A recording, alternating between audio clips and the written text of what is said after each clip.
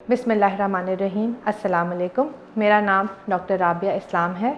मैं practising aesthetic फ़िज़िशियन और dermatologist हूँ।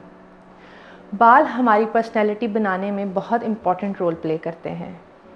चाहे मेल हो या फीमेल, हेयर फॉल एक बहुत कॉमन प्रॉब्लम है। हेयर फॉल रोकने के लिए आज मैं आपको कुछ इम्पॉर्टेंट टिप्स दूँगी।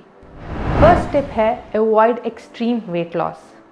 जब हम एक्सट्रीम वेट लॉस करते हैं तो हमारी बॉडी में प्रोटीन्स, विटामिन्स और मिनरल्स की डेफिशिएंसी हो जाती है, जिसको हम पूरा नहीं करते।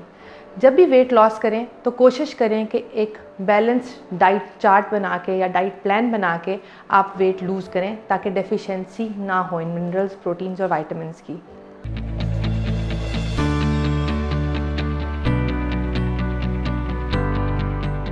सेकेंड टिप है take vitamins regularly. During pregnancy और लैक्टेशन फीमेल्स को एक्स्ट्रा विटामिन्स और मिनरल्स की ज़रूरत होती है, जो वो पूरा नहीं करती। तो कोशिश करें अपनी डाइट में एक्स्ट्रा विटामिन्स और मिनरल्स लिया करें। ऐसी फीमेल्स को विटामिन डी की डेफिशिएंसी भी ज़्यादा होती है, जो हेयर फॉल का बायस बनती है। तो आप अपने कंसल्टेंट से कंसल्ट करके अपनी डाइट में ज़रूर विटामिन डी और कैल्शियम लिया करें। इसके अलावा जिंक और विटामिन ई भी बालों के लिए बहुत ज़रूरी होता है, जो हम अपनी डाइटिंग के थ्रू या वैसे हम नहीं लेते। थर्ड टिप ये है कि जब भी आप शैम्पू ख़रीदने जाएं तो कोशिश करें कि सोडियम लॉरियल सल्फ़ेट शैम्पू ना लें। ऐसे शैम्पू बालों को थिन करते हैं और स्कैल्प के लिए अच्छे नहीं होते। फोर्थ टिप है कि अवॉइड स्ट्रेस। हम बालों को बहुत तरह के स्ट्रेस देते हैं, जैसे कि स्ट्रेटनिंग कराना, ब्लो ड्राई करना, एक्सटेंसो कराना, डाई कराना, ये भी बालों को वीक कर देते हैं।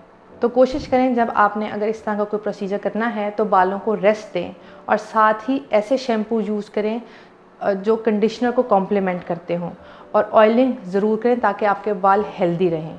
लास्ट टिप ये है कि अगर हेयर फॉल बहुत ज़्यादा हो रहा हो तो स्पेशलिस्ट से ज़रूर कंसल्ट करें, ताकि प्रॉब्लम रूल आउट हो सके और आपके डिफरेंट टेस्ट करा के आपको सोल्यूशन बताया जा सके। अगर आपको अपने बालों के मतलब कोई भी सवालात पूछने हैं तो आप marham.pk के थ्रू ऑनलाइन कंसल्टेशन या फिज़िकल कंसल्टेशन बुक करवा सकते हैं। Thank you.